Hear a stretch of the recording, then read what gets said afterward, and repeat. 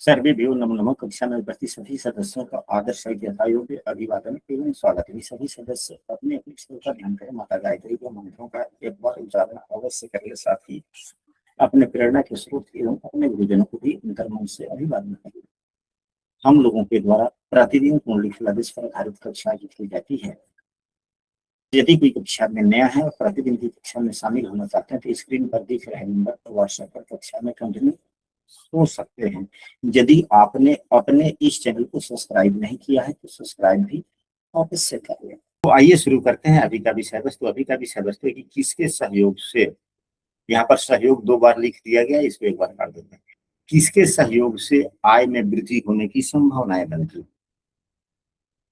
तो बृहत्पराशर होरा शास्त्र में बतलाया गया है कि यदि 11वें भाव का स्वामी किस कोई भी लग्न हो, मान लीजिए कि 4 हो गया, 5, 6, 7, 8, 9, 10, 11, 12, 1, 2, 3। अब बृहत्पराशर होरा शास्त्र सूत्र के आलोक में यह है कि यदि 11वें भाव का स्वामी तीसरे भाव में हो जाए और तीसरे भाव का स्वामी 11वें भाव में हो जाए तो भाइयों के सहयोग से आय में वृद्धि होती है। इस सूत्र को हम सभी भावों पर लगा सकते हैं। आप देखें कि आपके कुंडली में 11वें भाव के स्वामी से किस भाव के स्वामी का स्थान परिवर्तन है या परस्पर संबंध। तो ज्यादातर स्थान परिवर्तन ही ज्यादा उत्तम इसमें माना जाता है, क्योंकि अगर परस्पर संबंध हुआ तो 2 भावों का, अब यहीं पे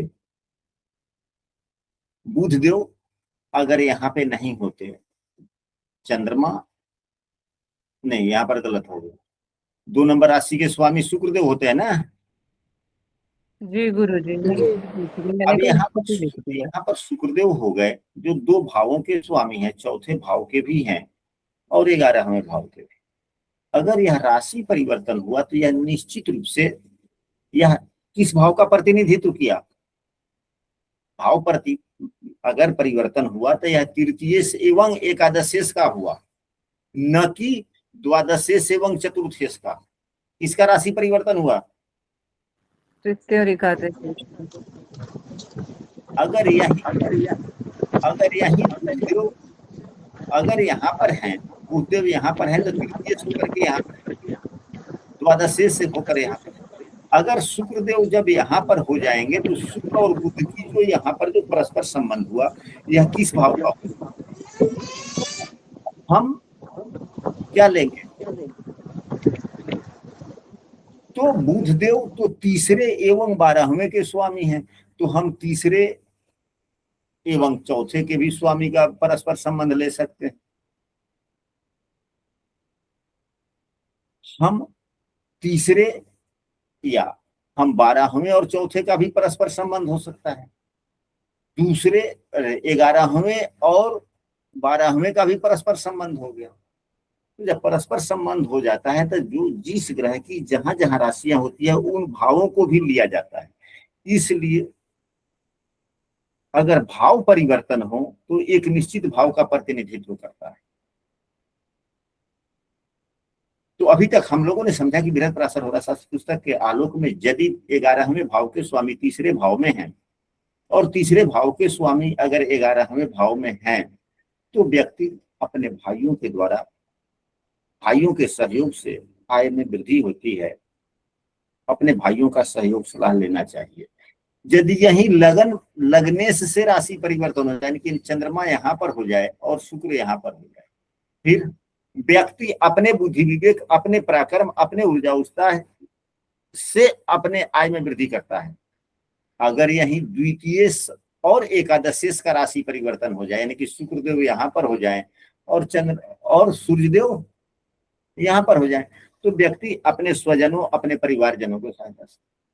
अगर यही चतुर्थेश और एकादशेश, चौथे भाव के स्वामी और 11वें भाव के स्वामी का राशि परिवर्तन हो तो किसी कुंडली में तो अब चौथे और एकादश से एक ही ग्रह हो जाएंगे तो राशि परिवर्तन नहीं हो सकता। नहीं होगा, तब लागू नहीं होगा। लेकिन अन्य लग्नों में तो हो सकता है ना।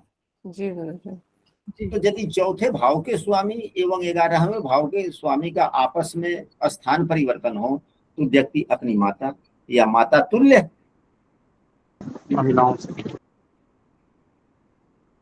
के सुझाव सलाह से आय में वृद्धि कर पाएगा।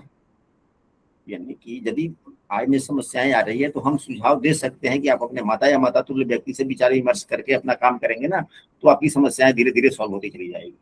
अगर यही पंचमेश एवं एकादशेश का आपस में राशि परिवर्तन हो तो पंचम भाव क्या है? संतान का है। पंचम भाव संतान फिर क्या होगा? गुरु जी ऐसा जातक अपनी बुद्धि से भी तो पैसा यानी धनार्जन कर सकता है और संतान के द्वारा भी धन लाभ हो सकता है। हाँ ठीक है, ठीक है। तो किसी भी प्रकार के चाहे किसी भी भाव से संबंध बनता हो आय के लिए तो बुद्धि लगाना ही पड़ता है ना। बगैर बुद्धि का आय थोड़े होगा। बगैर बुद्धि का आय हो सकता है क्या? नहीं गुरु जी। संभव ही नहीं। तो यह तो कॉमन बात हो गया, तो यह तो बोलना उचित नहीं है।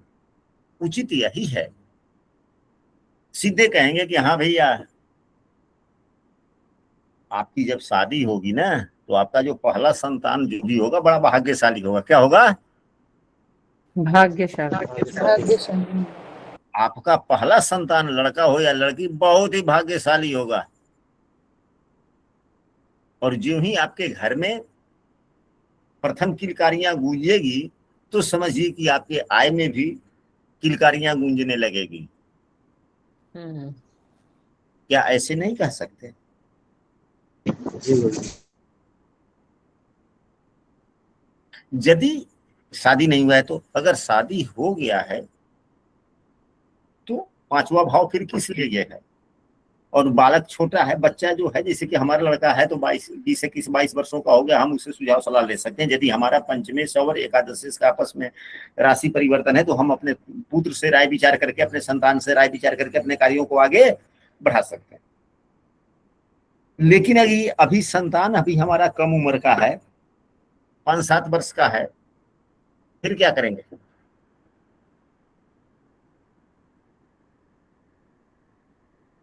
विकल्प तो उपाय के सभी रखने पड़ते हैं ना। जी गुरु जी। फिर क्या करेंगे? उसके नाम से अगर गुरु जी कुछ कोई चीज शुरू करते हैं तो नहीं लाभ होगा। ठीक है, सोच को और बड़ा बना ले हम लोग। जितना बड़ा सोच बनाएंगे उतना ही उपाय में अच्छा होता है ना। तो पंचम भाव किस चीज का है? संतान का, बुद्धि का। ठीक है, ठीक। पंचम भाव प्रेम का, प्रेम प्रेयसी। पत्नी के नाम से है। अकॉर्डिंग टू एज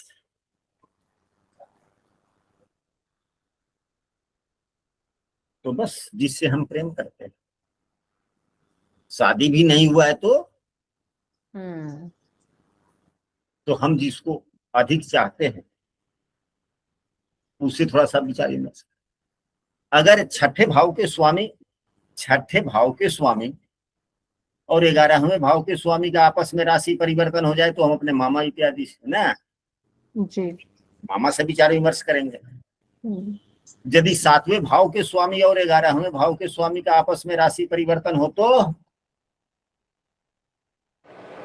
पत्नी से, पत्नी या पति से। जब शादी ही नहीं हुआ है फिर क्या बोलेगा? साथी जनों से। तो जो हमारे कार्यों में जानता है, हमारे कार्यों में जो सहयोगी हो सकता है उसके बाद तो शेष भावों से भी हम सभी इसी प्रकार से समझ सकते हैं। तो आशा करते हैं कि आप लोगों को यह जो हम लोगों के द्वारा आज जो कक्षा आयोजित की गई अच्छा लगा होगा और ज्ञानवर्धन में सहायक भी हुई होगी। यदि कक्षाएं अच्छी हो तो अपने मित्रों को भी इसके बारे में अवश्य